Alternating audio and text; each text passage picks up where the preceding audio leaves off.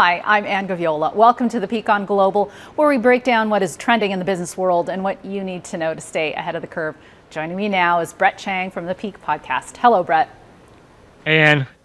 Brett, we've seen two regional banks go under in the span of 3 days in the U.S. A third was rescued by 11 of America's biggest banks. Much of these worries about America's financial system began with the demise of Silicon Valley Bank, which served the tech community primarily, especially startups and VC. Brett, you were one of the first people I reached out to when I heard about SVB going under, and I asked for your help to kind of make sense of it.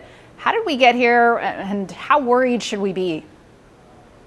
Well, I was originally worried when the news first came out, and the idea behind SVB is interesting, which is it's a regional bank. And so in America, you have these big banks, the JP Morgan Chases, the Bank of Americas, and you have a whole network of regional banks that serve different sectors or areas. And this bank in particular served Silicon Valley, which is the tech center of really the world. And so almost half of all venture-backed startups banked with Silicon Valley Bank. They offered pretty unique and compelling products for these startups. And many of these companies had millions and millions of dollars deposited into accounts in Silicon Valley Bank. And so when the prospect of them losing their money was real, I got pretty worried about it.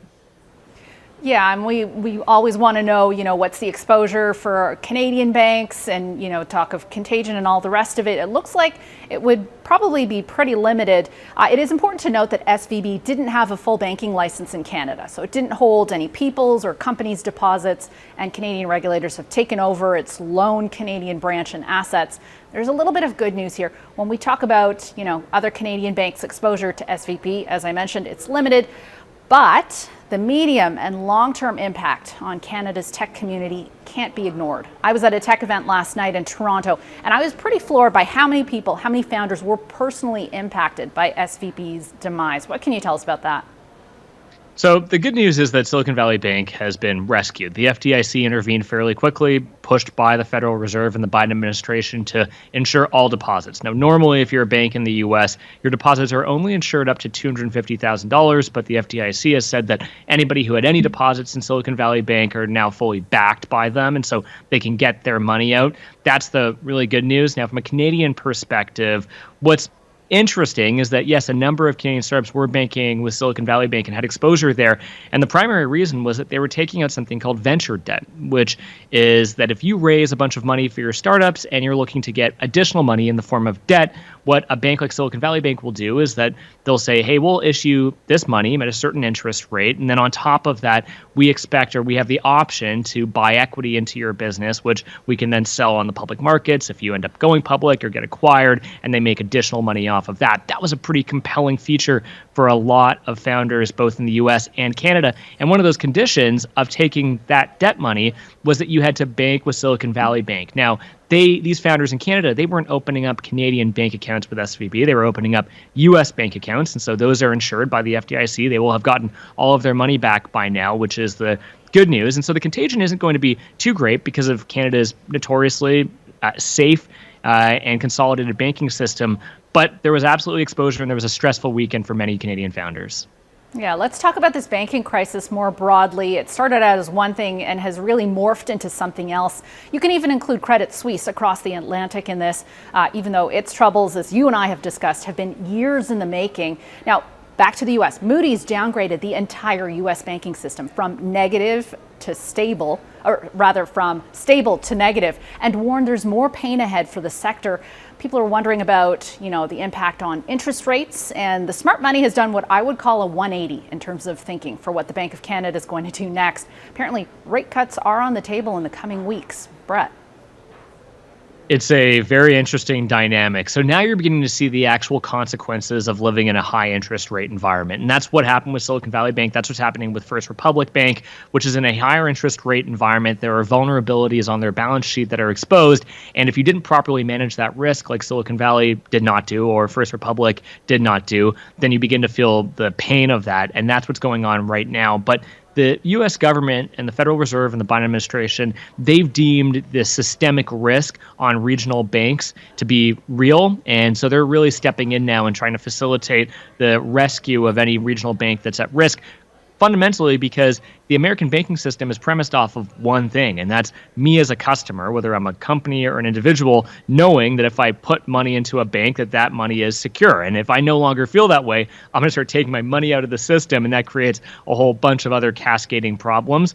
But there are many concerns around these regional banks. As of right now, the big four strategic systemic banks, it looks like they are safe, and that's really important. I think that's different than what we saw in 2008. It seems like there is less risk for those main institutions, so that's the good news, and we'll have to see how the rest plays out. But absolutely, it's concerning to see First Republic and Credit Suisse and Silicon Valley Bank all have these big liquidity problems. Yeah, and it is interesting to note these are regional banks that we talk about. They serve a kind of specific clientele. They're not very diversified, and so they are very vulnerable. And I also would like to mention, when you have strategies in place where you're not hedging against the possibility or planning for the possibility of interest rates moving higher, as the central banks have been signaling for some time, it speaks to a level of kind of unsophisticated risk control. And I wonder kind of who was asleep at the switch. We'll have to shelve that for a second and move on to our next topic. I will say it was pretty unusual, all these things that we're talking about, these extraordinary measures to shore up the banking system. But Flair Airlines is also seeing some unusual things. So this kind of scrappy, newish, ultra low-cost carrier going through some pretty strange problems right now. It filed a $50 million lawsuit against a leasing firm that seized 4 of its planes in recent days. That leasing company said Flair repeatedly missed payments over the span of a few months, and Flair said the payment was in the works. We talked about these extraordinary measures. What about these extraordinary repoing measures? They seem unusual to me, to say it the least. Yeah, and I'm an aviation business nerd, so this is right up my alley. And what I'll harken back to is that many different companies have tried to do this ultra low-cost carrier model in Canada, and your viewers would probably be familiar with this. If they've gone to Europe, they've seen Ryanair and EasyJet, and if you go to Asia, you see a bunch of them as well. The challenge is that the Canadian environment just isn't conducive to these types of airlines. And if I look back in history, there's been a number of different examples of companies trying to do this. I remember Jetsco. This is I was a lot younger, but Jetsco was a company trying to do this exact same model in Canada, and they went down. And almost every single time we've seen an organization try to do this as a total upstart, so not part of Air Canada or WestJet or Air Transat or one of the big airlines.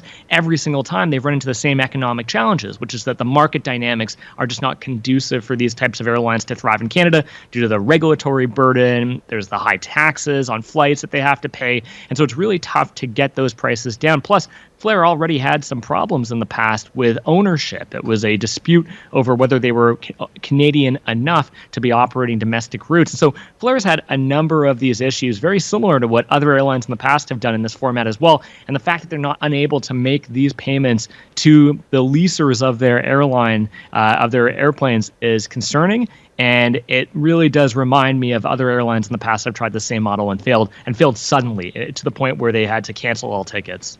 Yeah, I do remember, actually, you're bringing back memories of me getting burned by Jetsco way back in the day. But I continue to root for these little guys who are really, bringing their A game to the competition, the airline competition game. We need all the competition that we can get. Thank you so much, as always, for your time and your insight, Brett. Thanks, Ann. And you can get all your daily business news with the Peak Daily Podcast. It is available for free on Apple Podcasts, Spotify, and wherever you find your favorite podcasts.